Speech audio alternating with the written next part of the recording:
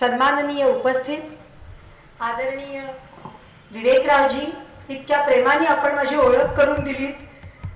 कुठे गेलात तुम्ही? जुन्या स्मृती पुन्हा जाग्या झाल्या. खूप आनंद वाटला. मंचावरती इथे उपस्थित असणारे सर्व ज्येष्ठ श्रेष्ठ आदरणीय उषाताई, अरुणाताई, श्रीयुत राजाराम बांखेलेजी, सुनीताताई, संगीताताई, गायकवाड सर, अश्विनीताई, आपल्यालाही नमन करते. कुठल्याही बोजड शब्दांची उसनवार भलावण करणारं व्यासपीठ हे राहिलेलंच नाहीये आणि आवर्जून उल्लेख केला पाहिजे ते आमचे बाळासाहेब बांखेलेजी. आपल्याला मनापासून नमन. आपल्या आग्रहाखातर मी इथपर्यंत पोहोचले. जेहेत ते कालाचे काही संस्कृतमध्ये एक श्लोक आहे. देवानाम इदम आमनंती विनये कांतम कृतम चाक्षुतम हृदेनम इदम आकृतिम व्यतिकरे स्वांगे विभक्त द्विधा. म्हणजे त्या अर्धनारी नटेश्वराचं आपण पूजन करतो. पण आज मितीला म्हणजे प्रसार माध्यमांच्या विषयाकडे मी येईनच, पण काळाची जी झपाट्याने वेगाने पावलं उचलली गेलेली आहेत आणि पानं उलटलेली आहेत, आज तो आणि ती तितकेच समसमान, ओजस्वी, प्रभावी, तेजस्वी, प्रखर, कणखर, कर्तृत्ववान आहेत. आणि ह्याचा मला अतिशय आनंद होतो. आज मंचरला येऊन पहिल्यांदा मी आले तेव्हा मला असं वाटलं, अगोबाई आपण लवकर आलो की काय, अजून बऱ्याच खुर्च्या लाल दिसत आहेत. पण आता सगळेजण बसलेले बघून मन प्रसन्न झालंय. एक श्लोक असा आहे, वपुकुशत्वम वदने प्रसन्नता नादस्फुटत्वम नयनेसु निर्मले आरोगिता बिंदू जयोग्निदीपनम नाडी विशुद्धी हटसिद्धी लक्षणम. गर्भितार्थ मतितार्थ असा की मन आणि चित्तवृत्ती जर प्रसन्न असतील तर तो आनंद चेहऱ्यावरती स्मिताच्या लकेरीच्या रूपानं उमटल्या वाचून राहत नाही.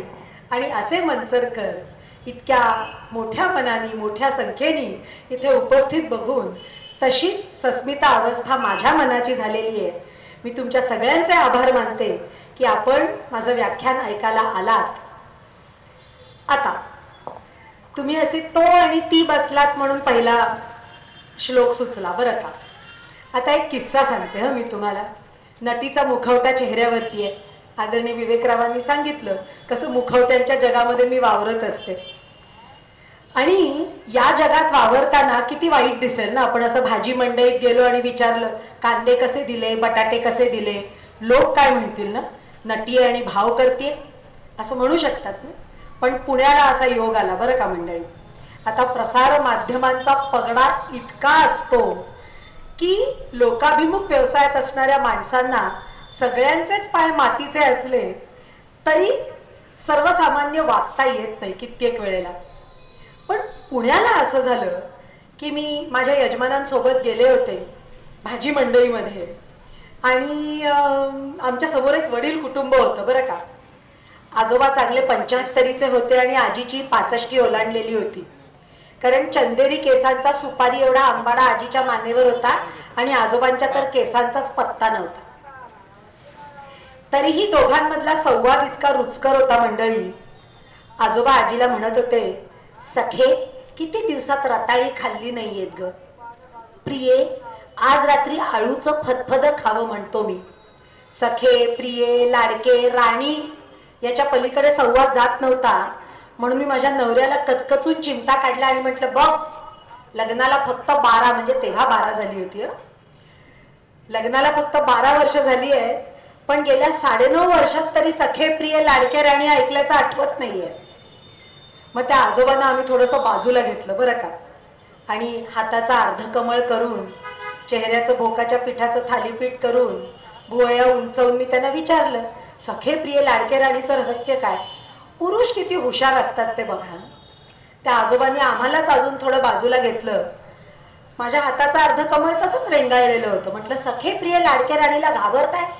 त्यावर त्या हुशार आजोबांनी कानोसा घेतला. आजी पाहत नाहीयेत ते बघितलं, कपाळावर हात मारला आणि हुशार आजोबा म्हणाले, अरे काय सांगता म्हणे, गेले 7 दिवस हिचं नावच विसरलोय मी, त्यामुळे सखे, प्रिय, लाडके, राणीवरती वेळ मारून येतोय म्हणे. आणि बायका किती भोळ्या भाबड्या असतात. कितीही प्रसार माध्यम त्यात चालवत असोत, म्हणजे सगळ्या मालिका कोण चालवतात तर बायका चालवतात. असा आपल्या TRPचा एक कयास आहे ना. सगळेजण म्हणतात की कोण चालवतं, स्वयंपाक करणारे बायका. 7:30चा स्लॉट सुद्धा प्राईम स्लॉट झालाय आता. का तर स्वयंपाक करता करताही टीव्ही चालू असतो. तरीही त्या किती भोळ्या भाबड्या असतात ते बघा. जरा मागे जातीये थोडीशी. माझी आजी असं नऊवारी पातळ नेसणारी, धुतल्या तांदळासारखी गोरी पान, सुंदर खाशी सुबक ठेंगणी असं म्हणतो ना, तशी टिपिकल आजी होती माझी. आणि ती मला कीर्तनाला घेऊन जायची बरं का. मी खरंच लहान होते, नेमकं वय नाही आठवत मला, पण माझ्या ठेंगण्या आजीच्या कमरे इतकी मी होते. मॉन्टेसरीत वगैरे असेल. कीर्तनाला घेऊन जायची आजी बरोबर, तिची मैत्रीण असायची बरोबर. आणि कीर्तन संपलं की बुवा म्हणायचे, म्हणा आता सगळे, रघुपती राघव राजाराम पतित पावन म्हणा. की आजीची मैत्रीण असं म्हणायची बरं का. रघुपती राघव राजाराम पतित पावन, टाळी वाजवून अगबाई. एकदा झालं, दोनदा झालं, तिसऱ्यांदा झाल्यावरती मी आजीला म्हटलं, आजे तुझी मैत्रीण नीट पाठ करून आली नाहीये. तर आजीने माझीच पाठ मऊ केली.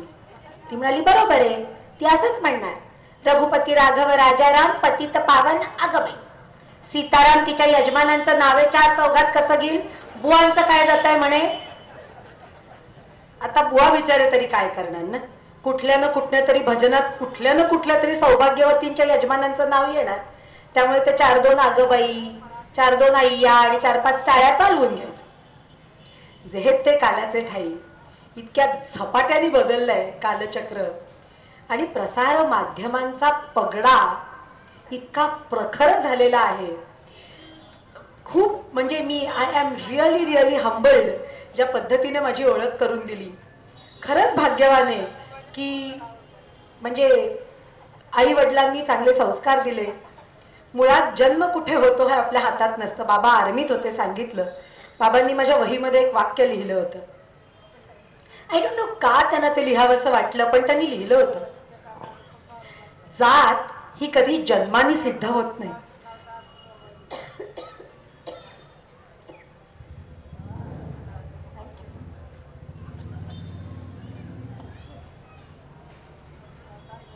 जात कधी जन्माने सिद्ध होत नाही, ती जगण्याने सिद्ध होते. आणि हे अगदी खरं आहे बरं का. म्हणून म्हणते की कुणी डिग्र्यांची किती टिंब आपल्या नावापुढे लावली, यापेक्षा आयुष्याच्या विद्यापीठात आपण किती माणसं वाचायला शिकलो, आपले यश अपयश आणि अपमान कसे वाचायला शिकलो, हे मला फार महत्वाचं वाटतं. 12वीत असताना मी आव्हान नावाच्या एका मालिकेत काम करत होते. ही माझ्या आयुष्यातली पहिली मालिका होती बरं का. आणि त्यावेळेला जयवंत दळवींनी ती लिहिलेली मालिका होती. आत्माराम भेंडे साहेबांनी त्याचं दिग्दर्शन केलं होतं. दया डोंगरे त्याच्यामध्ये होत्या, उदय टिकेकर होते. आणि माझी अगदी पहिली वहिली मालिका. मिलिंद इंगळे जो आता एक मोठा संगीतकार आहे, गायक आहे, त्याची आणि माझी पहिली मालिका. आणि मी ना म्हणजे त्याच्यामध्ये इतकी काकूबाई दिसत होते की अशी एक वेणी. आणि 12वीतल्या मुलीला अगदी असं ओझं वाटतं ना. त्यामुळे पहिले 4 भाग झाल्यावरती मी अशा प्रत्येक देवळामध्ये देवाला श्रीफळ व्हायचं आणि सांगायचं ही मालिका कधी नको येऊ देत, कारण मी त्याच्यात अगदी काकूबाई दिसली. पण ती मालिका आली आणि ती लोकांनी इतकी डोक्यावर घेतली. हुंडाबळीवरची मालिका होती बरं का. कुठेतरी तुमच्यापैकी कुणाच्या तरी स्मृतीपटावर असेल. आणि शुक्रवारी संध्याकाळी टीव्हीवरती आत्महत्या केली असली तरी शनिवारी सकाळी मलाही कॉलेजला जायला हवंच होतं ना. त्यामुळे मी फर्स्ट क्लासच्या कंपार्टमेंट पाशी उभी होते. मला पाहिल्यावरती एक छोटी मुलगी जी आपल्या आई बरोबर शाळेला चालली होती, ती म्हणाली, काय वाटेल ते झालं तरी चालेल, आपण आज या डब्यात नाही चढायचं. तर तिची आई म्हणाली, का ग, का नाही चढायचं आपण या डब्यात. ती म्हणाली, नाही आज या डब्यात नाही चढायचं.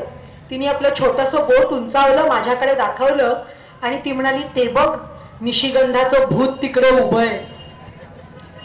मला एव्हाना खरंच सांगते मंडळी, सवय झाली होती बरं का.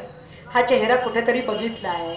नंतर ही आव्हान मालिकेतली वीणा आणि ही निशिगंधा ही लोकांच्या डोळ्यात ओळख शोधणं हा प्रवास माझ्यासाठी खूप सुखाचा झालेला होता. आणि मी अगदी स्मार्टली एक कॅडबरी विकत घेतली आणि ती कॅडबरी तिला दिली आणि म्हटलं, बघ ही कॅडबरी खरी आहे की नाही, तसा कॅडबरी देणारा माझा हात सुद्धा खरा आहे.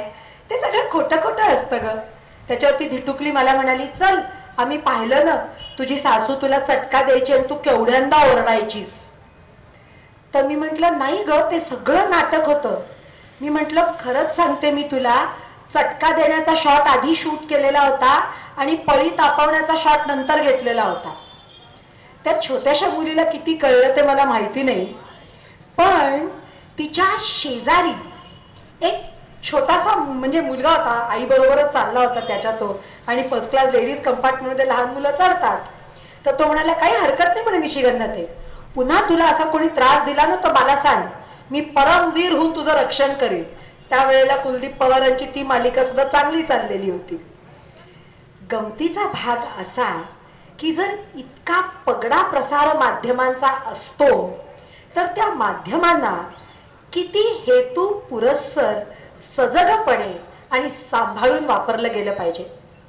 प्रत्येकाने अंतर्मुख व्हायची गरज आहे. थोडस म्हणजे आपण एक कणिका मी तुम्हाला सांगते.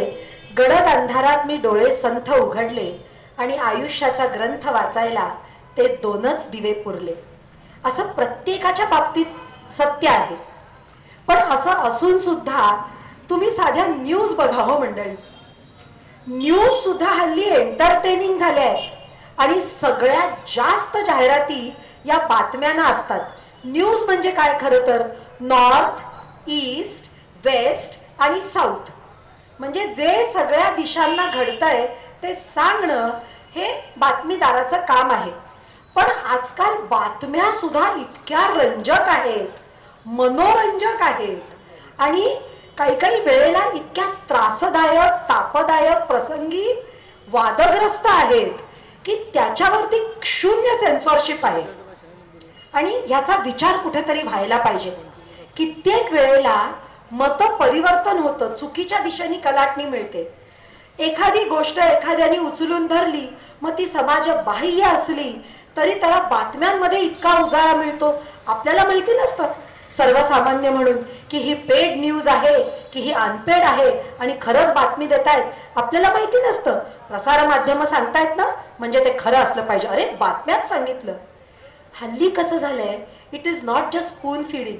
चमचा तुमच्या ओठांपर्यंत नाही, मेंदूपर्यंत त्याचं म्हणजे चव गेली पाहिजे असं नाही, तर तो चमचाच आता अगदी पोटापर्यंत पोहोचवला जातो. काय बिशप तुम्ही वेगळा विचार करा. 4 मंडळी विचार तज्ञ आणून बसवतात, त्यांची मतं सुद्धा काही वेळेला पेड असतात, हे आपल्याला कुठे माहिती असतं. एक गंमत पण मी तुम्हाला सांगते, कसा झपाट्याने बदल झालाय. आर्वीची एक लायब्ररी आहे बरं का. ती खूप पूर्वी व्हिक्टोरियन लायब्ररी होती. जी पत्रकार मंडळी असतील त्यांना तर हे नक्कीच माहिती असेल. ती ब्रिटिशकालीन व्हिक्टोरियन लायब्ररी 1910 साली लोकमान्य टिळक लायब्ररी म्हणून तिचं नामकरण झालं. त्याच्यानंतर स्वातंत्र्यानंतर परत एकदा गांधीयन फिलॉसॉफीनी त्याचं नाव बदलण्याची एक म्हणजे लोकांनी प्रयत्न केला होता, चळवळ उभी केली होती. पण तरीही आज तागायत ती लोकमान्य लायब्ररी म्हणून आर्वीला ओळखली जाते. माझ्या पहिल्या डॉक्टरेटच्या वेळेला इतिहासात होती ना 2003 साली, आदरणीय बाळासाहेबांनी सांगितलं आपल्याला. तर त्यावेळेला आम्ही त्या लायब्ररीत गेलो होतो. बातमी कशी असावी, गांधी वधाची बातमी, तो पेपर अजून तिकडे असा जपलेला आहे बरं का, काचेच्या एका पेटीमध्ये.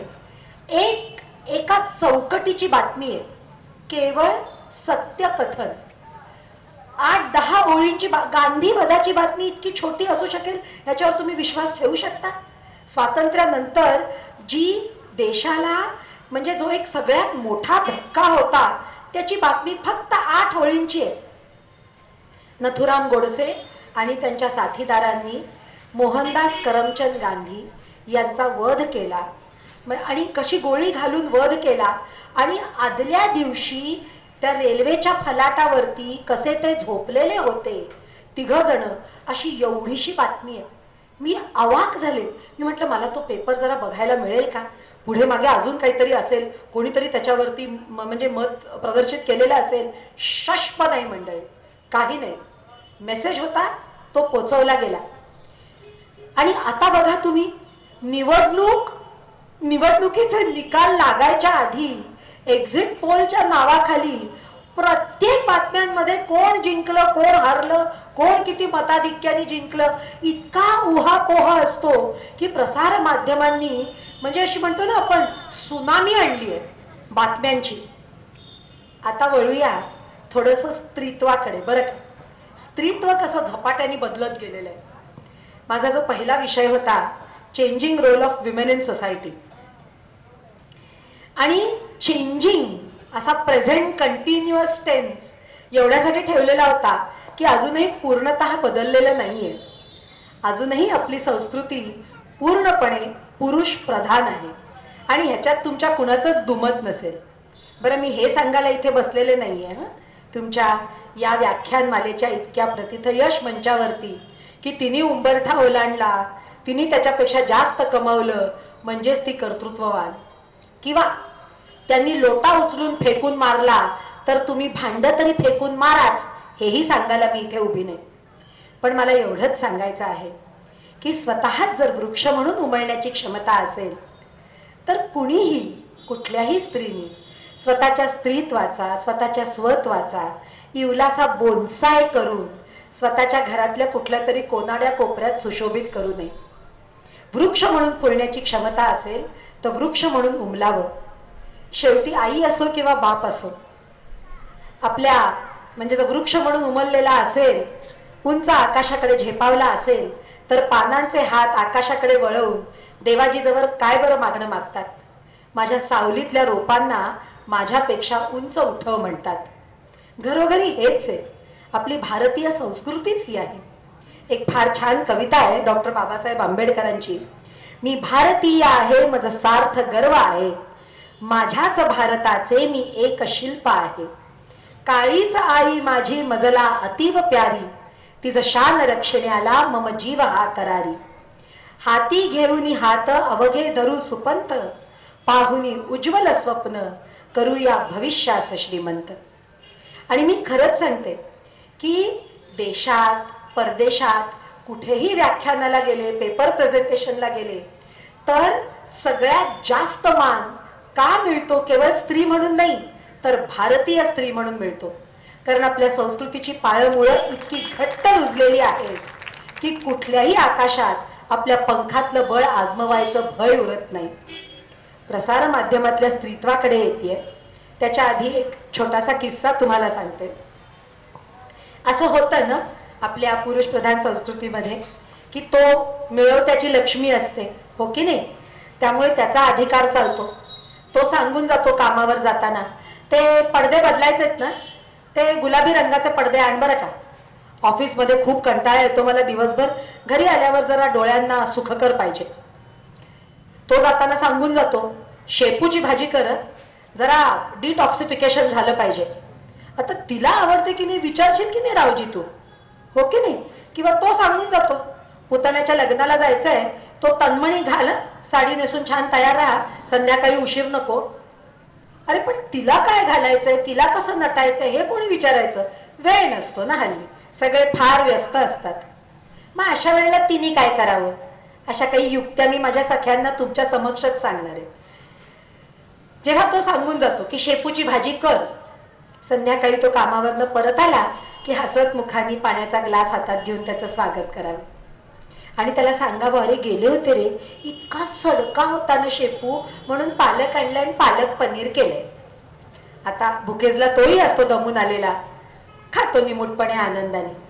तो सांगून जातो गुलाबी रंगाचे पडदे लाव बरं का, अगदी जावं बाजारात जावं, आपल्याला हवा तो निळाई असलेला म्हणजे निलाक्षी रंगाचा पडदा विकत घ्यावा. तो परत आल्यावरती हसत मुखाने स्वागत करावं. काय महाग होता तो गुलाबी रंगाचा पडद्याचा तागा, इतका महाग होता, 2 जोड झाले असते निळ्या रंगाच्या पडद्याचे, म्हणून निळे केलेत. त्यालाही ते चालतं.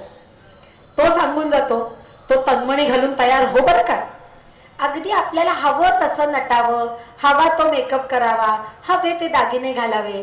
तो आल्यावरती त्याचं लक्ष जाणार नाही असं नाही ना. आणि म्हणाला की काय करतो तन्मणी का घातला नाहीस? की अत्यंत स्मार्टली त्याला उत्तर द्यावं. अरे कसा घालणार, ज्या पुतण्याचं लग्न आहे त्याच्या मुंजीतही मी हाच तन्मणी घातला होता ना, फोटोत दिसेल ना नातेवाईकांना, लोक काय म्हणतील, काय निरोप त्याच्यापर्यंत पोचायचा तो पोचलेला असतो. पुढच्या पगाराला अगदी तन्मणी नाही आला, एक बारीकशी अंगठी आली, ती कणिक मळताना जर बोटानं जर झाली तरी कपाटाला ती खूप आवडते. शेवटी काय, सुखी संसाराची फोटो फ्रेम 2 खिळ्यांवर टांगलेली नसते ना, त्याचा आणि तिचा एका खिळ्यावरती टांगलेली असते, जे हसतमुख चित्र असतं प्रत्येक संसाराचं. मग शेवटी 4 भिंतींच्या आतमध्ये जो काय रुसव्या फुगव्यांचा, वादावादीचा, प्रसंगी हाणामारीचा चित्रपट घरोघरी सारखाच असतो. बाळासाहेब एक मात्र झालं, आतापर्यंत मला सगळ्यांच्या डोळ्यामध्ये जो सिनेमा दिसत होता तो दिसत नाही आहे. एक लाईट असा नाही वळत का? असो, हरकत नाही. आपण वळूया आत्ताच्या बदलत्या स्त्रीत्वाकडे. बरं का, एक किस्सा तुम्हाला सांगते. माझी एक वडील मैत्रीण, तिच्या मुलाचं लग्न ठरलं आणि अचानक तिची सगळी स्वप्न मोठी झाली. बरं का, म्हणजे घरातला छोटा टीव्ही होता त्याचा आता मोठा टीव्ही झाला, एक छोटा सोफा होता त्याचा सोफा कम डबल बेड झाला, घरातल्या सगळ्या वस्तू मोठ्या झाल्या. आता घरातल्या भिंती सरकावून मोठ्या करता येत नव्हत्या, म्हणजे घर मोठं करता येत नव्हतं, पण बाकी सगळी स्वप्न मोठी झाली, मात्र सगळी हप्त्यांवर मोठी झाली. एकदम कसं ना सगळं बदलणार. सुनबाई घरी आल्या. सुनबाई ही कमावत्या होत्या, त्यांना सिरियल्स बघायला फार आवडायच्या. आता 15 दिवसांचा हनीमून झाला आणि नंतर सुनबाई कामावरती जायला लागल्या. सुनबाईंना एक वाईट सवय होती, त्या कामावरनं परत आल्या की त्या सोफ्यावरती धपकन बसायच्या. आली की धप, आली की धप, आणि सून अशी धपकन बसली की सासूच्या काळजाचा ठोका चुकायचा. एकदा काय तिच्याकडनं चूक झाली कुणाच ठाऊक, सुनेनी असं केलं, आली की धप, आली की धप. तर सासू म्हणाली, अगं जरा हळू बस, धपकन बसू नकोस, अजून त्या सोफ्याचे हप्ते सुद्धा फिटले नाहीयेत. काय त्यांच्या नात्यात मिठाचा खडा पडला ते त्यांचं त्यांनाच ठाऊक. सुनबाई कामावरनं परत आल्या की खुर्ची घेऊन बसायच्या, पाहुणे रावळे आले की उभ्या राहायच्या, आतल्या खोलीत निघून जायच्या, खालती बसायच्या, पण सोफ्यावर काही बसायच्या नाही. आता हे कसं चालेल ना सासूला, म्हणजे कठीणच आहे ना. चुकून ती म्हणायची, अगं आमटीमध्ये मीठ जास्त पडलं, तर तिथल्या तिथे ती स्वयंपाकघरात सांची सोडून द्यायची, ही तुमची आमटी, हे तुमचा स्वयंपाकघर, हा तुमचा संसार, आणि ही मी भामटी, असं म्हणून ती निघूनच जायची. मग काय गोंधळ होईल, कारण शेवटी घरोघरी तेच असतं ना, सासू म्हणजे सारख्या सूचना आणि सून म्हणजे सूचना नको. मग अशा वेळी माझ्या वडील मैत्रिणींनी मला फोन केला बरं का, आणि ती म्हणाली, सांग मी काय करू, कळत नाहीये मला. मी एवढंच म्हटलं, आली की धप, आली की धप असं करू नकोस, अजून त्याचे हप्ते सुद्धा फिटले नाहीयेत. तर ती इतकी रागावली. मी म्हटलं, अहो तुमच्या यजमानांना सांगून बघा, कारण सासरे खूप हुशार असतात, फार पटकन घरोघरी सासरे बाबा होतात. सासूला मात्र आई व्हायला अनेक स्पीड ब्रेकर ओलांडावे लागतात, पण घरोघरी मातीच्या चुली असतात. पण पुरुष हुशार असतात. सासरे बुवांजवळ विषय काढला की लगेच त्यांच्या खिशात रुमाल अडकवलेला असतो, पायात चप्पल अडकवायची घाई असते, आणि नाक्यावर कोणीतरी मित्र वाट बघत असतो, कारण वादात पडण्याची त्यांची अजिबात इच्छा नसते ना. म्हणून माझ्या वडील मैत्रिणीनं आपल्या मुलाजवळ विषय काढला, तू तरी सांगून बघ हे. तो म्हणाला, हे बघ आई, माझं नवीन नवीन लग्न आहे, मी घरी नसताना तुम्ही एकमेकींच्या झिंजा का उपटे ना, मला काही फरक पडत नाही, पण माझ्या समोर कुठला वाद नको. आला की नाही प्रश्न. मग अशात काय करावं म्हणून माझ्या सखीने मला फोन केला होता. म्हटलं, कसलं एवढं मनावर घेताय. संध्याकाळी ती घरी आली की छान तिचं स्वागत करा, छान कॉफीचा कप घेऊन तयार राहा, आणि तिला सॉरी म्हणून टाका. दुखावली गेली आहे ना, एवढंच काय ते. कारण हे खरं आहे ना मंडळी. का बरं, सुनेचा पगार काही संसाराला लागणार नव्हता का, हप्ते फिटायला लागणार नव्हता. अगदी ती धपकन बसून त्या सोफ्याच्या स्प्रिंगा जरी तुटल्या असत्या तरी रिपेअर करण्याची धमक तिच्यातही होती ना. कशाला तिला दुखवायला हवं होतं. झाली चूक, सॉरी म्हणावं, मोकळं व्हावं. संध्याकाळी सासू अगदी कॉफीचा कप घेऊन तयार राहिली, आता सूनही काही व्हिलन नव्हती ना मालिकेतली. तिने पाहिलं की सासूनी ओठांचा चंबू केलाय सॉरी म्हणायला. तिने तिला सॉरी काही म्हणू दिलं नाही. कॉफीचा कप घेतला आणि म्हणाली, काय आई तुम्ही इतकं मनाला लावून घेताय, या आपण दोघी जणी धापकन या सोफ्यावर बसूया, सगळ्या सिरियल्स बघूया. एक मात्र गंमत झालीये बरं का. जी गरती स्त्री आहे, जी करती स्त्री आहे आणि जी प्रसार माध्यमातली स्त्री आहे, याच्यामध्ये प्रचंड तफावत आहे. तुम्ही कुठलीही मालिका उचला. आता मी तुम्हाला अजून एक गंमत म्हणून, आता म्हणजे माझ्या मालिकेचं मी उदाहरण दिलेलंच होतं. ही सुद्धा माझीच मालिका आहे. साधारण 25 वर्ष 30 वर्ष मी तेच करते आणि अजूनही करत राहीन. एक मालिका मी आता करत होते, नाव नाही घेतलं तरी काही फरक पडत नाही, घेतलं तरी फरक पडत नाही. त्याच्यामध्ये अचानक नाग यायला लागले, साप यायला लागले, पाताळात लोक जायला लागली, वाटेल ते व्हायला लागलं. म्हणजे कुणाचे तरी जीव असे हांड्यात जायला लागले. एक ससुराल सिमरका नावाची मालिका मी करत होते काही काळ, आणि इतकं भयंकर व्हायला लागल्यावरती माझा आत्मविश्वास बुटात रेंगाळायला लागला. म्हटलं अगं बाई, आता नाही शक्य होते या मालिकेबरोबर स्वतःला जुळवणं. आणि लीप आली त्यावेळेला पहिल्यांदा मी त्यातनं स्वतःची सुटका करून घेतली. कारण कलाकाराचं कसं होतं की तुमचं ट्री पार्टी कॉन्ट्रॅक्ट असतं, प्रोड्युसर तुम्ही आणि चॅनल. त्यामुळे मग तुम्ही त्या कायद्याच्या कचाट्यात अडकू इच्छित नाही. त्यामुळे संधी मिळाल्यावरतीच तुमची सुटका होते. हे आमच्या बाबतीतलं काय म्हणून आपण वजाबाकीचं समीकरण झालं. एकदा मी तुम्हाला गंमत सांगते. आता मी मराठी चित्रपट करते, हिंदी चित्रपट करते, त्यामुळे एकाच मालिकेला तारखा देणं काही मला जमत नाही. मी साधारण 20 दिवसानंतर एक चित्रपट, आणि अतिशय चांगला चित्रपट करून मी तिकडे पोचले, मनमर्जी या नावाचा. मी सेटवर पोचले. म्हटलं अच्छा, आता जरा अंदाज घेऊया. 6 दिवसांच्या गोष्टी करतात. इतर मालिकांमध्ये काय चाललंय, कुठल्या मालिकेला TRP काय आहे हे बघून प्रसार माध्यम आपापल्या मालिकांच्या गोष्टी ठरवतात. गोष्ट काहीही म्हणून सुरू हो, गोष्टीची कलाटणी इतर मालिकांना बघून दिली जाते. अशीच मी पोचले आमच्या सेटवरती आणि म्हटलं हे काय, आता सिमर माझी सून होती ना. मी म्हटलं सिमर कुठे आहे? वो क्या सोई है बेडरूम में. म्हटलं हाँ कब से सोई है, किती दिवस झाले झोपून? 15 दिन. म्हटलं 15 दिवस झोपली आहे? नाही नाही म्हणे, ती झोपली आहे पण तिचा आत्मा पाताळ लोकात गेलाय. म्हटलं काय, म्हणजे काय वाटेल ते दाखवायचं. एक दिवस मी सेटवर गेले आणि अशी डोक्यावर पदर घेतलेली बाई होती बरं का. म्हटलं अरे इतना क्यों पल्लू लिया है? नहीं नहीं म्हणे उसको चेहरा नहीं है. म्हटलं काय? नाही नाही उसको, तिला डोकं नाही आहे म्हणे. म्हटलं डोकं नाही आहे म्हणजे विचार करणारं डोकं नाही आहे की डोकंच नाही आहे? नाही नाही म्हणे तिला डोकंच नाही आहे. म्हटलं अगं बाई, मग पदर कशावर घेतलाय? त्याच्यावरती क्रिएटिव्ह मला बाजूला घेऊन गेले. ती म्हणाली madam let me tell you, मी तुम्हाला सांगते, हा प्रश्न संबंध मीटिंग मध्ये कोणीच विचारला नाही की डोकं नाही तर पदर कशावरती आहे. म्हटलं अगं बाई, मग डोकं नसलेली बाई आपल्या घरात काय करतेय? नाही म्हणे आता गोष्ट अशी आहे की तिच्या डोकं नसलेल्या चेहऱ्याकडे, म्हणजे नसलेल्या चेहऱ्याकडे जो कोणी बघेल त्याचा चेहरा तिला मिळेल. म्हणजे अहो तुम्ही काय म्हणताय, कुठल्या रसातळाला गेल्यात? कुठेतरी तुम्हाला तुमच्या रोजमितीच्या आयुष्यामध्ये असं काहीतरी भयंकर दिसतं का? अशीच मी बऱ्याच दिवसांनी गेले आणि मला कळलं की आमच्या घरामध्ये एक नाग आलाय बरं का. तर आता बऱ्याच दिवसांनी मी गेले होते, माझ्या रिएक्शन्स घेणं गरजेचं होतं. म्हणून ते म्हणाले अच्छा अच्छा निशी जी आप ना उस खंबे के पीछे खड़ी हो जाइए और इधर से, असा विचार करा की तुमच्या समोर नाग आहे, घरामध्ये फिरतोय, तर तुम्ही बघा. आता नाग म्हटल्यावर मंडळी तुम्ही कुठे बघाल? जमिनीवरच बघाल की नाही. तर अर्थातच कॅमेरा वरती होता आणि मी असं खालती खालती बघत होते. आणि मालिका प्रसारित झाल्यावरती माझी लेक अशी हसत हसत आली पोट धरत. म्हटलं अगं काय झालं? ती म्हणाली अगं आई, तू नागाकडे खालती बघत होतीस पण तुमच्या घरात तर ॲनाकोंडा होता.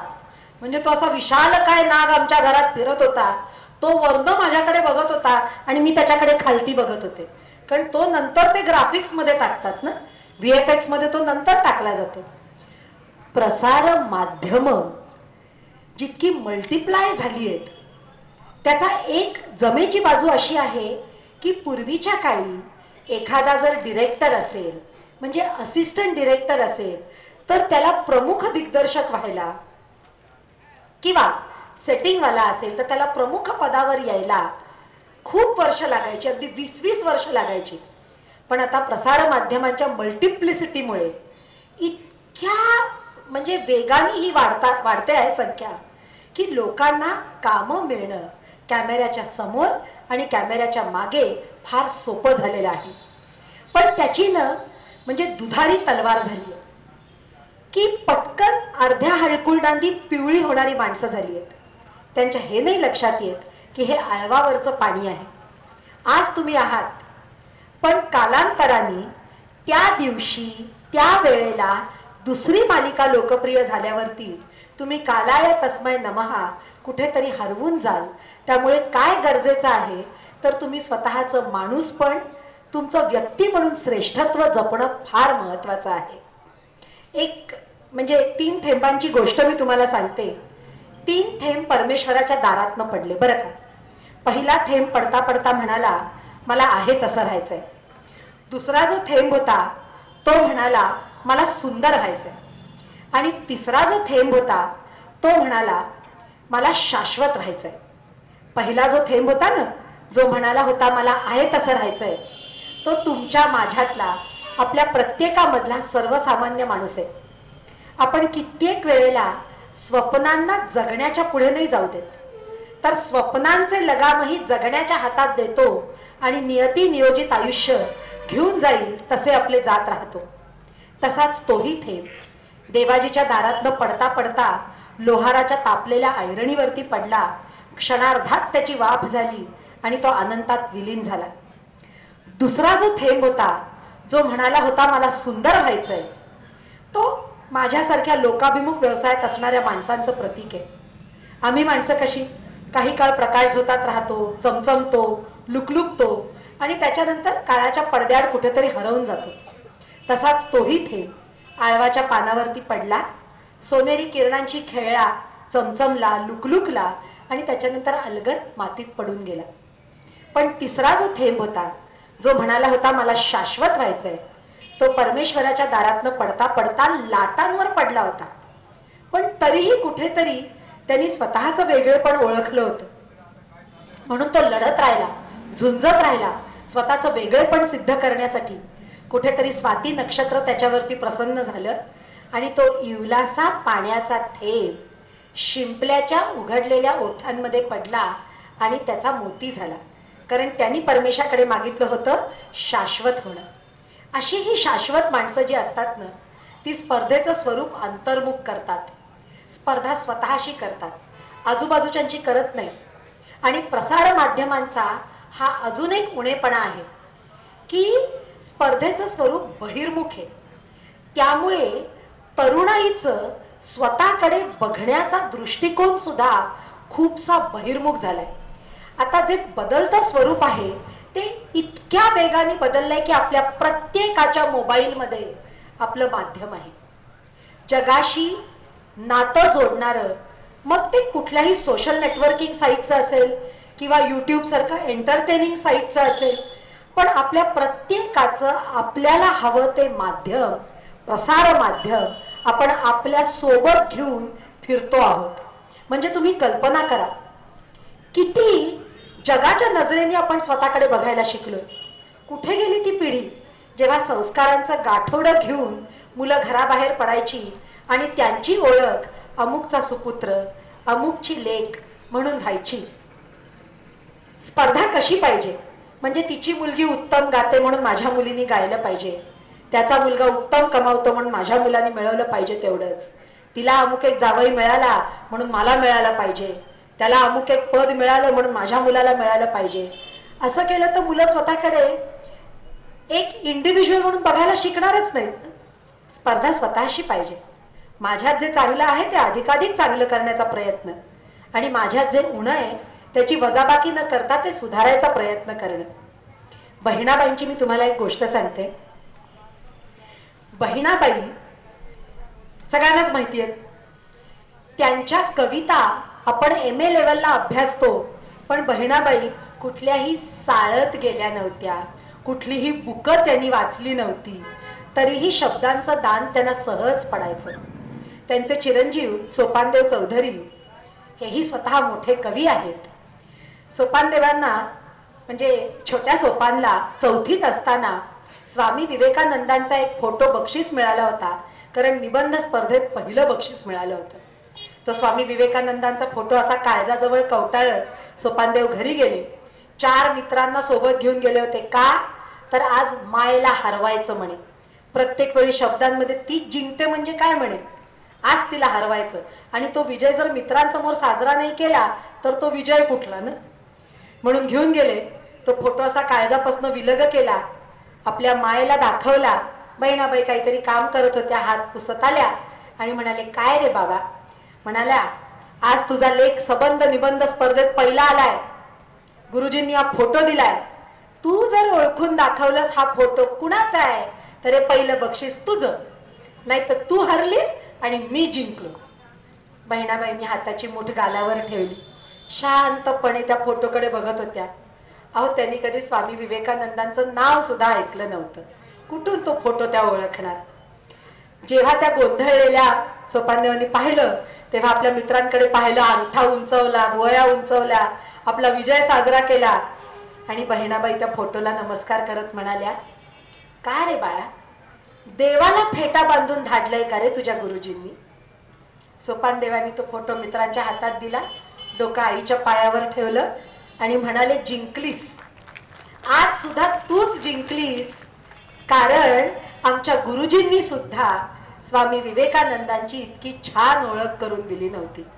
स्वामी विवेकानंदांचं एक फार छान वाक्य आहे बरं का. म्हणजे education is not just the amount of information that is put in our brains and runs a riot there undigested all our lives.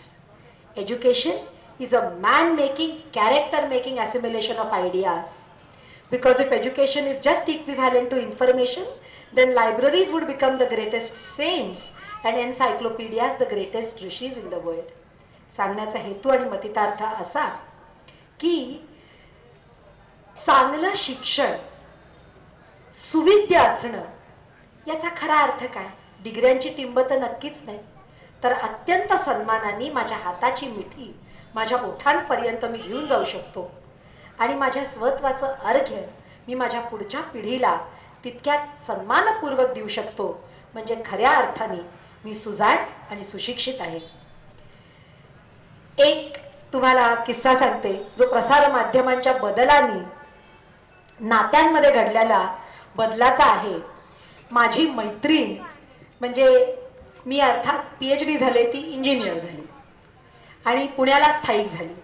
तिचा नवरा सुद्धा इंजिनियर.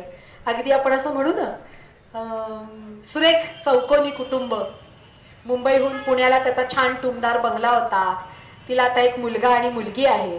पण ती सुद्धा खूप बुद्धिमान होती.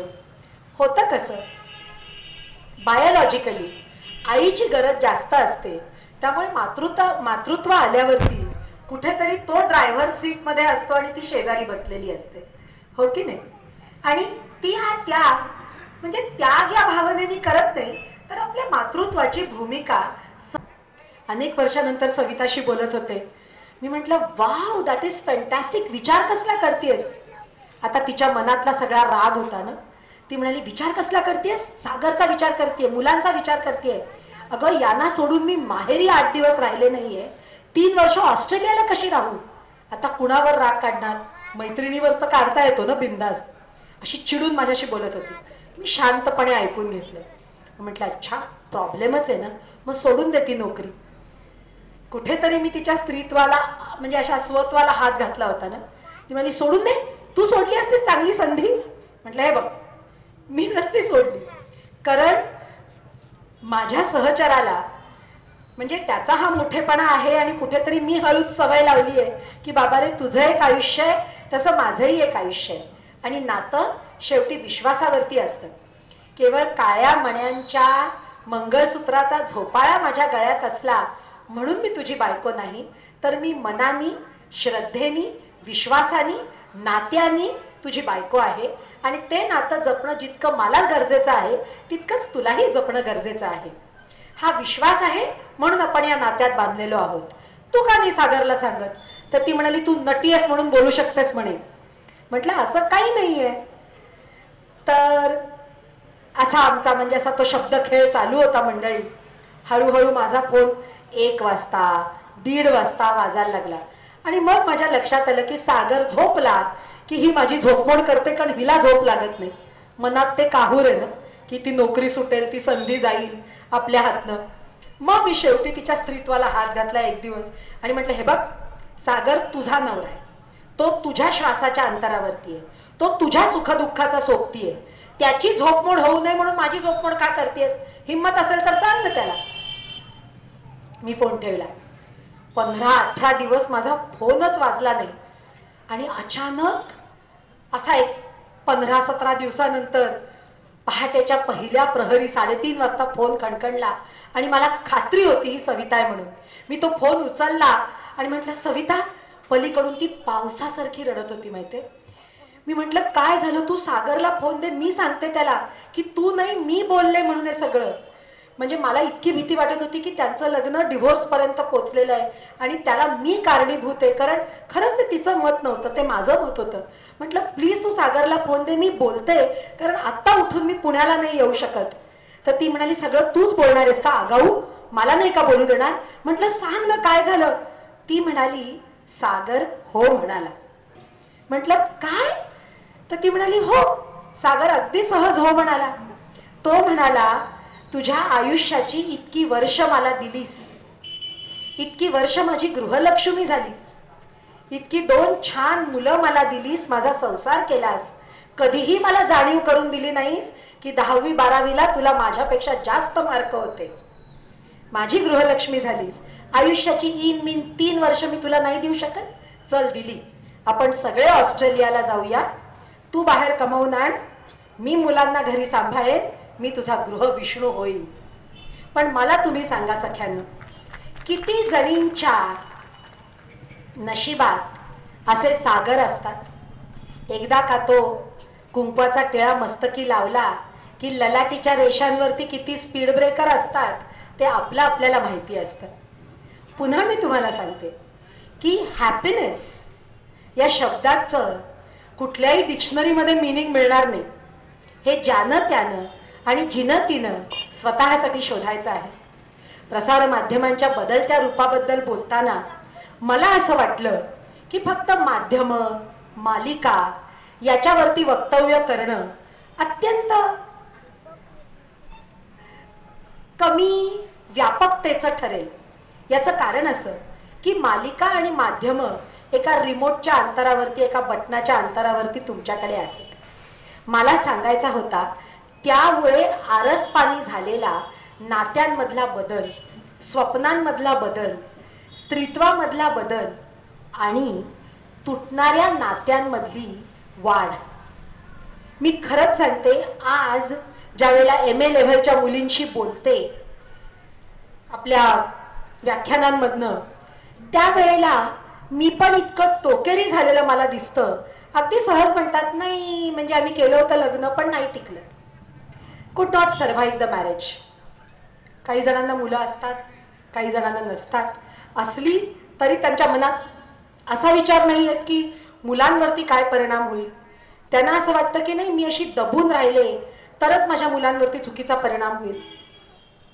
मला एक गोष्ट आवर्जून सांगावीशी वाटते की दोघांना आपण समसमान वाढवतो त्यावेळेला दोघांना, मुलाला आणि मुलीला, आपण नात्यातली सहिष्णुता शिकवायला विसरता कामा नये. कारण माध्यमांचा इतका पगडा आहे. कुठल्याही मालिकेमध्ये सहज एकाच बाईची 3-3 लग्न, 4-4 लग्न, म्हणजे एकदा तो हरवलेला पुन्हा येणं खरं वाटायला लागतं. त्यात काय वाटायला लागतं? पण तसं नाही आहे ना. आयुष्य म्हणजे ऊन पावसाचं आयुष्य. आपापल्या पदर म्हणजे म्हणतो ना आपण की आपल्या यशावरती अपयशावरती आपण आपला पदर टाकत असतो संस्कारांचा, आणि मग ऊन सावलीची जी जाळी विणली जाते ते आपलं भविष्य आपण कर्मयोगाने ठरवत असतो. आणि हे ठरवताना ही प्रसार माध्यम जर ते बोथट करणार असेल ती सहिष्णुता, ती सृजनशीलता, तर जाणीवपूर्वक पालकांनी ती आपल्या पाल्याला दिली पाहिजे. मला तर असं आवर्जून सांगावंसं वाटतं, कारण आपण सगळेजण त्याच दशेतले आहात, पालकत्वातल्या, की आपल्या मुलांसाठी त्यांच्या परीक्षेच्या क्षणी त्यांच्या पाठीशी उभं राहिलं पाहिजे. ते जिंकले किंवा हरले तर त्यांच्या शेजारी उभं असलं पाहिजे. आणि ते जर संकटात असले तर मुलगा असो वा मुलगी ढाल बनून तिच्या समोर उभं असलं पाहिजे. म्हणजे मग आपली मुलं कुठल्याही परीक्षेला घाबरणार नाही किंवा चुकीचा निर्णय घेणार नाहीत. अजून एक झालेलं आहे, आता प्रत्येकाचीच मुलं शिकून सवरून घरटं सोडून बाहेर जातात. गावाकडे असली तर शहराकडे जातात, गावाकडून परदेशाकडे निघून जातात, शहरातून परदेशात जातात आणि घरोघरी वृद्धाश्रम झालेले आहेत. आणि ही गोष्ट सत्य आहे की आई वडील घरी एकटे उरतात आणि मग कित्येक वेळेला असं जाणवतं की जी लेक आहे तीच जास्त आई वडिलांकडे बघते, कारण son is for wife and daughter is for life असं हल्ली व्हायला लागलेलं आहे. पण प्रसार माध्यम तो इडियट बॉक्स आपण किती लावायचा, किती आपलासा करायचा, किती मुलांना पाहू द्यायचा. मी तुम्हाला एक आवर्जून गोष्ट सर्वेची सांगते की लहान मुलं खात नाहीत म्हणून सरळ त्यांना मोबाईल हातात दिला जातो, त्याच्यावरती गेम्स असतात, ते गेम्स बघत त्यांना खायला दिलं जातं. कुठल्याही सुज्ञ पिडियाट्रिशियनला विचारा, ते सांगतात हे करू नका, हे करू नका. याचं दुहेरी कारण आहे. कारण असं आहे की जे ते मुलं खातायत त्याचा पचनावरतीही त्याचा म्हणजे एक वाईट परिणाम होतो आणि विचार प्रक्रियेवरती एक वेगळा परिणाम होतो. तो असा की असं काहीतरी समोर असल्याशिवाय त्यांना सकस सुंदर खाण्याची मजा कळत नाही. जी गोष्ट ज्या वेळेला करतोय त्याचा आस्वाद घेण्यासाठी पूर्णपणे त्याच्यामध्ये समरस असणं, म्हणजे जसं आपण म्हणतो ना की फेसबुक झालंय, अहो पण फेस अ बुकचं काय, ते एक आर्टिकल आहे पण फेस अ बुक हे इतकं गरजेचं आहे. वाचन संस्कृती त्याचा ऱ्हास होणं हा संस्कृतीचा ऱ्हास आहे असं मला वाटतं. कारण एक चांगलं पुस्तक जेव्हा लेखक लिहितो तेव्हा काही आयुष्यांचं सार त्याच्यामध्ये असतं त्या पुस्तकामध्ये. ते केवळ फेसबुकवरती नाही सापडत. इतकं इन्स्टंट जरी इन्फॉर्मेशन टेक्नॉलॉजी झालेली असली तरी आयुष्य इन्स्टंट नाही झालेलं. आयुष्य किंबहुना वाढलेलं आहे. द टेनॅसिटी ऑफ लाईफ जर आपण पाहिली तर 60 वरनं 70, 70 वरनं 80, आता तर अमेरिकन सर्व्हे सांगतो की 100 वर्ष जगणं सहज शक्य आहे. 51व्या वर्षी मायकल जॅक्सनची बहीण आई झाली, कारण तिने तिची अंडी फ्रीज करून ठेवली होती, एम्ब्रियो. म्हणजे जग कुठे चाललंय. आणि आपण इतक्या इन्स्टंट तुटपुंजा माहितीला माहिती समजून त्याच्यावरती आपली आयुष्य बेत स्वप्न बेतून किती सोपं आणि किती स्वस्त करतोय स्वप्नांना. त्यापेक्षा संस्कृतीची पाळंमुळं घट्ट रुजवणं हे प्रत्येक घराचं कर्तव्य आहे. प्रसार माध्यम वाईट आहेत असं अजिबात नाही. ती आहेत म्हणून जगाचा डोळा हा आपला डोळा झालेला आहे. पण त्यांना कसं वापरायचं, कितपत वापरायचं, कितपत आपल्या मुलांपर्यंत पोहोचवायचं आणि कितपत आपल्या मुलांना त्याचा उपयोग करून स्वतःच्या स्वप्नांना पूर्ण करण्यासाठी वापरायचं, हे मुळात शिकवणं गरजेचं आहे. एक तुम्हाला छानसा किस्सा सांगते. मी ज्या वेळेला 12वीत बोर्डात आले त्यावेळेला माझा प्रचंड सुजलेला आत्मविश्वास होता बरं का. कारण कुठेतरी आव्हान मालिका हिट झालेली होती, नवीन नवीन ऑटोग्राफ करण्याची सवय लागली होती आणि त्यातून मार्क चांगले पडले, लॉटरी लागली मार्कांची, खूप कौतुक झालं. आणि त्या अशा 17-18 वर्षाच्या वयामध्ये खरं वाटायला लागतं ना सगळं. अरे वा, आपण स्पेशल होतं. फार लवकर कळतं की काही वेगळं नाहीये, आज तुम्ही आला, पुढच्या वर्षी कोणीतरी दुसरं येतं. अशातच माझ्या कॉलेजमध्ये मंगेश तुकाराम म्हसकर नावाचा एक विद्यार्थी आला बरं का. तो बोर्डात पहिला आलेला होता. आपल्या स्मृतीपटावर असेल त्याचं नाव. तो आमच्या महाविद्यालयात आला आणि आमचे प्राचार्य डी.जी. रुपारेल कॉलेजचे प्रधान सर त्यांनी मला सांगितलं, निशिगंधा, कॉलेज मॅगझिनसाठी मंगेशची मुलाखत तू घ्यायचीस. मी माझ्या मैत्रिणी करवी त्याला चिठ्ठी पाठवली बरं का. मंगेश, मला तुझी मुलाखत घ्यायची, मुलाखत दे, आणि खालती ऑटोग्राफ. त्या मंगेशनी माझ्या चेहऱ्यावर साधी सुधी नाही, साधी सुधी पोळी नाही, पुरणपोळी लाटली. त्यांनी माझ्या चिठ्ठीची दखलच घेतली नाही. आणि मला असं इतकं हर्ट व्हायला झालं होतं, अपमान झाला होता ना मैत्रिणींसमोर. मग मी गुपचूप कोणी बघत नसताना त्याच्या वर्गाबाहेर थांबले, बॉईज कॅन्टीन बाहेर थांबले. तिसऱ्या दिवशी कॉलेजमधनं बाहेर जाताना शेवटी आय एम एन आर्मी किड, मी त्याला असं दंडाला धरूनच पकडलं. म्हटलं, काय रे मंगेश, मुलाखत द्यायची नाही तर तसं स्पष्ट सांगायचंस. बोर्डात जो मुलगा दुसरा आलाय त्याची मुलाखत मी पहिल्यांदा घेतली असती. सगळ्या प्रसार माध्यमांना टिव मुलाखत दिलीस, कॉलेज मॅगझिनला मुलाखत द्यायला एवढे आडेवेडे काय घेतोयस. मी बोलल्यानंतर तो बोलल्यावरती माझा हा सुचलेला आत्मविश्वास गळून पडला, कारण तो इतका नम्र होता मंडळी. तो मला म्हणाला, नाही निशिगंधाताई, मलाही मित्रांकडून कळलं होतं की सरांनी तुम्हाला मुलाखत घ्यायला सांगितली आहे. मी प्रसार माध्यमांना मुलाखत दिली कारण यावर्षी ते माझी घेत आहेत. 12वीच्या मुलांची घेतील, परत 10वीच्या मुलांची घेतील, ते कालचक्र चालू राहील. पण कॉलेज मॅगझिन मध्ये माझी आलेली मुलाखत प्रत्येक घरोघरी संग्रही ठेवली जाईल. आणि माझी अशी इच्छा होती की या मुलाखतीत माझी नाही तर माझ्या आईची मुलाखत घेतली जावी, कारण तिच्यामुळे मी इथपर्यंत पोहोचलेलो आहे. म्हटलं, अरे मंगेश, मग इतक्या आडेवेडे का घेतलेस, मी तुझ्या आईला भेटले असते. तीच तर अडचण आहे ना. म्हणाला, माझ्या आईला अक्षर ओळख नाहीये. अडाणी म्हणून त्यांनी आपल्या आईची अवहेलना केली नाहीये. म्हणाला, माझ्या आईला अक्षर ओळख नाहीये. तुम्ही मुलाखत घेणार, तुम्ही एखादा प्रश्न विचारलात आणि तिला त्याचं उत्तर नाही देता आलं तर मला लाज वाटली असती, म्हणून मी तुमच्यापासून लपत फिरत होतो. 4 दिवस झाल्यावर तुम्ही सोडून दिला असतात ना. आता मी मंगेशच्या घरी पोहोचले होते. 10 बाय 12च्या छोट्याशा जोगेश्वरीच्या वस्तीमध्ये त्यांचं घर होतं. त्यात कोपऱ्यात देव्हारा होता, एक पलंग होता, आणि 2 पावलं टाकली की खोली संपली. त्यात मंगेशला 4 भावंड होती. वडील साधे कामगार होते. आणि माझं ना कुठेतरी स्क्रीन प्ले रिवाइंड आणि प्ले झाला. माझी स्वतःची अभ्यासिका त्याच्या संबंध घरापेक्षा मोठी होती. मी अभ्यास करावा म्हणून आई ज्यूसचा ग्लास समोर ठेवायची, आजी पाठीवरनं हात फिरवायची, आजोबा रात्रीची कंपनी द्यायचे. सगळे लाड नका तर मी फिजिक्सचा अभ्यास करावा, मी गणिताचा पेपर सोडवावा. आणि इथे मंगेश होता, ज्याची आई मला सांगत होती की माझ्या घरात तर बाय जागा नाही, पण समोर त्या विठुरायाच्या देवळात बसून माझ्या लेकरांनी अभ्यास केला, रात्रीचा दिवस केला. मला खूप कौतुक वाटत होतं. आणि माझी मुलाखत संपली होती. मी निघणार मंडळी, तेवढ्यात ती अक्षर ओळख नसलेली बाई मला म्हणाली, थांब ग, असं का, आम्ही गावाकडे राहणाऱ्या बायका, आमच्या कपाळावर ठसठशीत बंदा रुपया इतकं कुंकू असतं, आणि तुम्ही शहराकडे राहणाऱ्या बायका मुली, तुमच्या कपाळावर टिकली असते किंवा नसतेही, असं का. त्यावेळेला मी कपाळ चाचपून पाहिलं तर खरंच माझ्या कपाळावर टिकली नव्हती. म्हणूनच त्या काकूंना तो प्रश्न सुचला असेल. मी डाव्या पायाचं वजन उजव्या पायावर, उजव्या पायाचं डाव्या पायावर केलं. म्हटलं, काय आहे काकू, इट इज सो सिम्पल, प्रत्येक ड्रेसवर टिकली शोभत नाही ना.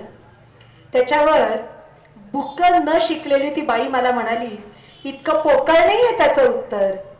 काय आहे म्हणाली, आम्ही गावाकडे राहणाऱ्या बायका डोंगराच्या विशालकाय भुवयांवरती भला मोठा सूर्योदय बघतो, त्याचं लाल केशरी तेज आम्ही आमच्या मनामध्ये साठवतो, म्हणून मनाचा तितकाच मोठेपणा आमच्याकडे असतो, म्हणून आमच्या कपाळावर ठसठशीत बंदा रुपया इतकं कुंकू असतं.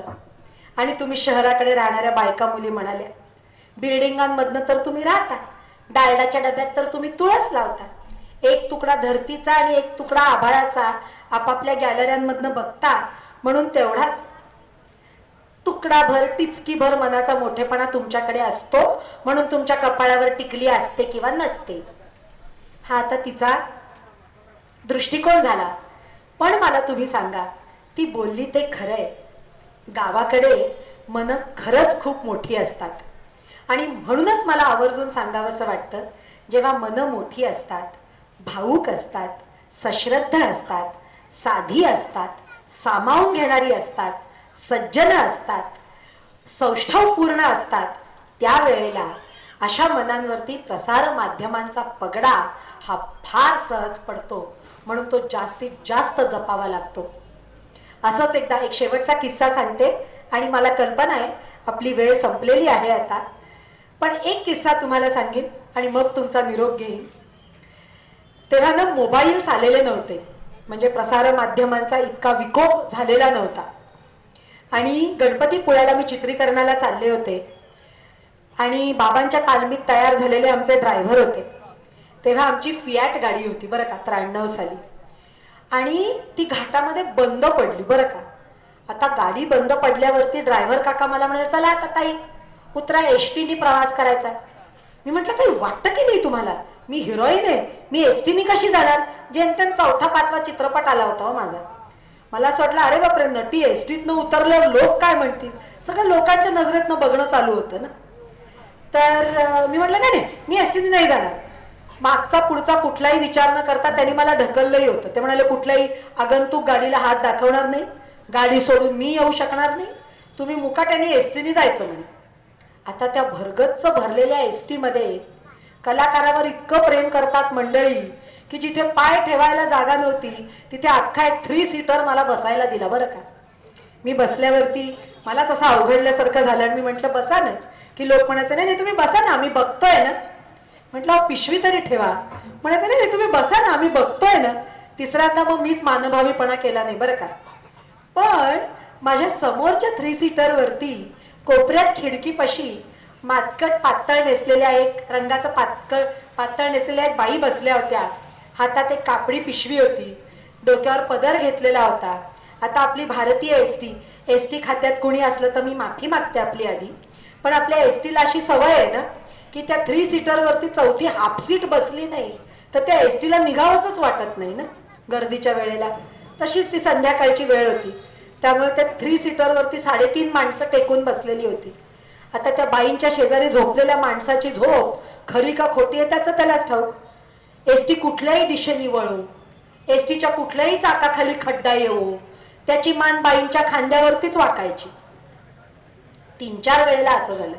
मला एकदा वाटलं सुद्धा की आपणच त्या माणसाला उठवावं, पण म्हटलं नंतर बाईच म्हणायच्या माझा कोणीतरी नातेवाईक आहे, उगीच पचकावायचा, म्हणून मी काही बोलले नाही बरं का.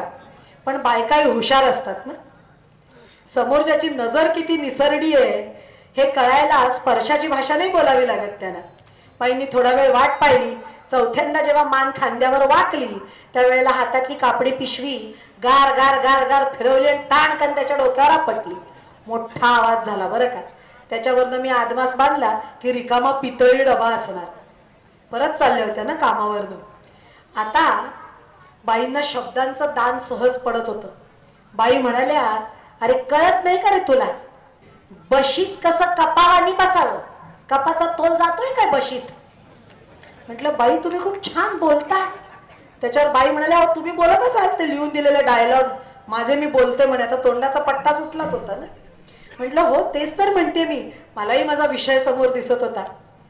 त्यात त्या म्हणाल्या 4 मुली आहेत मला म्हणे. त्यात 2 त्यांच्या मुली होत्या आणि 2 त्यांच्या सुना होत्या.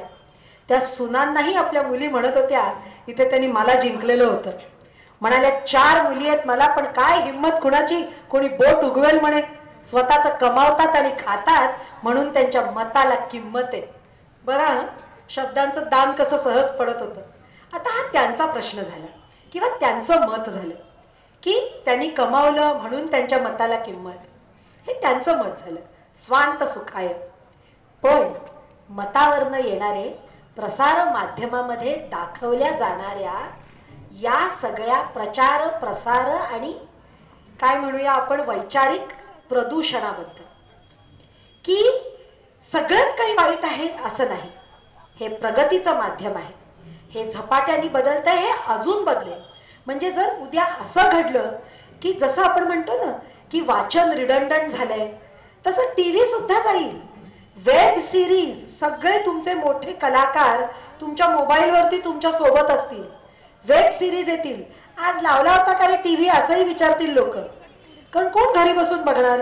सगळे कामात मग्न आणि फिरता चालता बोलता तुमच्या बरोबर माध्यम आहेत. बातम्यांपासून सगळं तुम्ही पेपर वाचू शकता त्याच्यावरती, म्हणजे वर्तमानपत्र हवा तो पेपर वाचू शकता, हवं ते पुस्तक वाचू शकता, सगळंच तुमच्या ह्याच्यामध्ये डिजिटल झालेलं आहे. पण असं असताना सुद्धा मी म्हणेन जगायला नाही ना विसरायचं, नात्यांना नाही ना विसरायचं. मित्राचा हात हातात धरणं किंवा आईशी थोडा वेळ बसून आई काय का आज दिवसभरात केलंस, तुझा दिवस कसा होता, मूल घरी आल्यावरती त्याला विचारणं काय रे how was your day today, काय झालं, कुणाशी बोलतोयस, कोण तुझे मित्र आहेत, काय विचार करतोयस, काय आवडतंय तुला. हे जर आपण हरवून बसलो तर आपण आपलं भारतीयत्वच हरवून बसू ना. आपलं सच्चेपण, आपलं खरंपण, आपली स्वतंत्र ओळख आपण हरवून बसू. त्यामुळे माध्यमं हवी आहेत, पण माध्यमं असताना त्यांना घरात इतकं डोकावू देऊ नका की एकमेकांच्या डोळ्यात बघणं कठीण आणि दुष्वार होईल. इथेच आपला निरोप घेते. या इतक्या अभ्यासपूर्ण आणि उज्ज्वल परंपरा असलेल्या मंचावरती आपण मला बोलवलं, इतक्या शांतपणे ऐकून घेतलं, याबद्दल मी आपले आभार मानते. संस्कृतमध्ये एक श्लोक आहे, अनेक जन्म संसिद्धी ताव तथैव परांगती. म्हणजे एखादी गोष्ट पूर्णत्वाला जायला काळाचं अमुक एक अर्घ्य द्यावं लागतं आणि ते दिल्यावरती ती गोष्ट पूर्ण होण्यापासून काळही त्याला अडवू शकत नाही. असंच आपल्या मंचरच्या अस्मितेबद्दल, प्रगतीबद्दल आणि उज्ज्वल भविष्याबद्दल बोलू इच्छिते. काळही त्याला अडवू शकणार नाही. आणि आज आदरणीय दिलीप वळसे पाटील साहेब इथे उपस्थित नाहीयेत, पण माझा नमस्कार साहेबांना नक्की कळवा. हरिओम. धन्यवाद. हॅलो.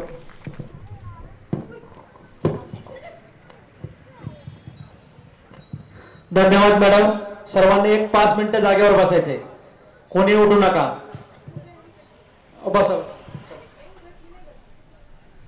आज या ठिकाणी पहिल्या दिवसाचं पुष्प अभिनेत्री डॉक्टर निशिगंधा वाड यांनी आज आपल्या समोर प्रसार माध्यमाचे विषयी, त्याचप्रमाणे चित्रपटसृष्टीतील आपले स्वतःचे अनुभव या ठिकाणी आपणा सर्वांना या ठिकाणी दिले.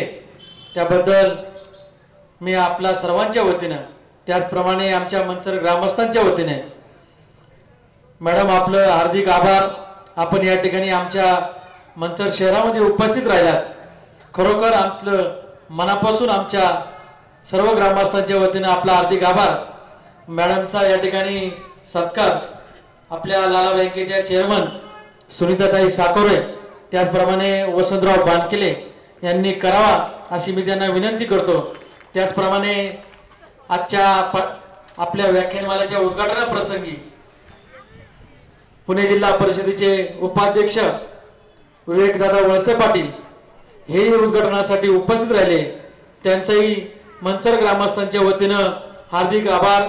त्याचप्रमाणे त्यांच्यासोबत आंबेगाव तालुका पंचायत समितीच्या सभापती उषाताई कानडे, जिल्हा परिषद सदस्य अरुणाताई थोरात, त्याचप्रमाणे पंचायत समिती सदस्य राजाभाऊ बानकिले, आपण सर्वजण या ठिकाणी उपस्थित राहिलात. आपलंही मंचर ग्रामस्थांच्या वतीने आपला हार्दिक आभार. आणि आपण सर्वजण ग्रामस्थ, सर्व प्रेक्षक वर्ग शांततेने आपण सर्वांनी या ठिकाणी मॅडमचं पहिलं पुष्प ऐकून घेतलं, त्याबद्दल आपलाही आभार. आणि उद्या बरोबर या ठिकाणी 7 वाजता या ठिकाणी आपलं दुसऱ्या दिवसाचं व्याख्यान या ठिकाणी होणार आहे.